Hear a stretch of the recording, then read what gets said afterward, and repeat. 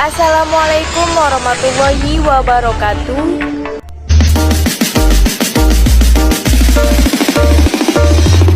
Jitopen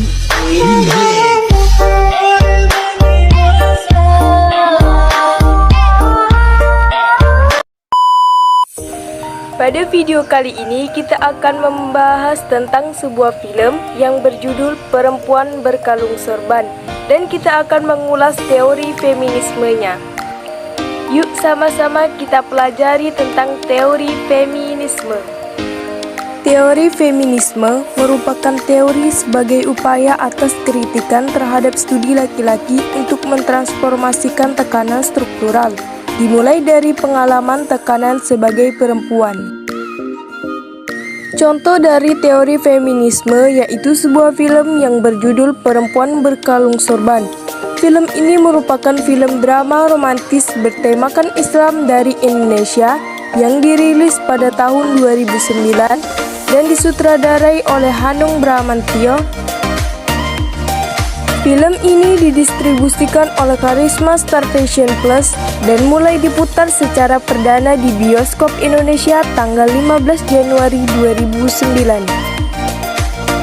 Tokoh utama dalam film yang berjudul Perempuan Berkalung Sorban ini adalah Annisa.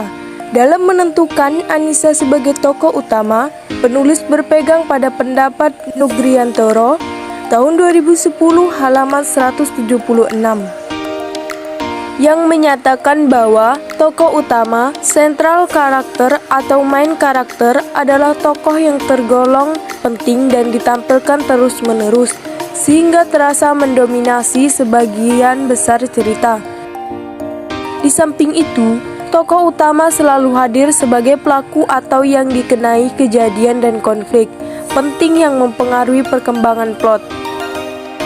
Di dalam versi novelnya, film yang berjudul Perempuan Berkalung Sorban ini, penulis mendapatkan beberapa hak-hak perempuan yang diperjuangkan oleh tokoh utamanya, yaitu Annisa. Hak-haknya yaitu sebagai berikut.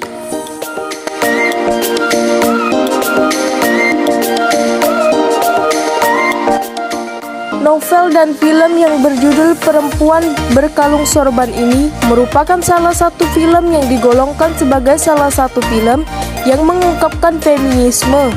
Ditinjau dari kajian jenis aliran feminisme. Menurut aliran feminisme, novel yang berjudul Perempuan Berkalung Sorban dapat digolongkan sebagai novel yang beraliran feminisme radikal, yaitu aliran feminisme yang menyatakan bahwa keadaan biologis yang lebih tinggi akan menyebabkan laki-laki memiliki kedudukan yang lebih, sehingga mereka memiliki kekuatan untuk menindas terhadap perempuan, dan laki-laki tersebut tidak menyadari kalau telah melakukan penindasan terhadap perempuan. Fakih tahun 2007 halaman 83. Di dalam film ini dideskripsikan bagaimana penindasan yang dilakukan oleh seorang laki-laki terhadap seorang perempuan. Laki-laki yang dimaksud adalah Syamsuddin. Syamsuddin merupakan seorang insinyur yang berbapakkan seorang kiai yang disegani dan sekaligus kaya raya. Ia menikah dengan seorang gadis belia yang bernama Annisa dan kemudian berselingkuh dengan perempuan lainnya yang bernama Kalsum. Sebagai seorang anak keturunan kiai dan berpendidikan tinggi, seharusnya Syamsuddin mengerti hukum agama Islam, sehingga dapat memperlakukan istri-istrinya dengan baik atau makruf sesuai yang dicontohkan oleh Rasulullah, bahwa istri itu makhluk ciptaan Allah yang paling mulia di muka bumi ini, yang seharusnya diangkat tinggi harkat dan martabatnya. Namun, apa yang dilakukan Syamsuddin terhadap istri-istrinya, Annisa dan Kalsum, sungguh tidak menunjukkan ciri-ciri manusia, tetapi lebih menunjukkan karakter Syamsuddin sebagai binatang yang beringas dan brutal. Film yang berjudul Perempuan Berkalung Sorban ini ditinjau dari kajian jenis kritik feminisme, termasuk kritik sastra feminis, marxis atau sosialis, yaitu kritik feminis yang mengungkapkan bahwa perempuan merupakan kelas masyarakat yang tertindas. Nah, itulah teori feminisme yang terdapat pada film Perempuan Berkalung Sorban. Ketemu lagi di next video dan jangan lupa like, comment, share, and subscribe serta hidupkan tanda loncengnya untuk mendapatkan update video terbaru dari channel YouTube saya. Wassalamualaikum warahmatullahi wabarakatuh.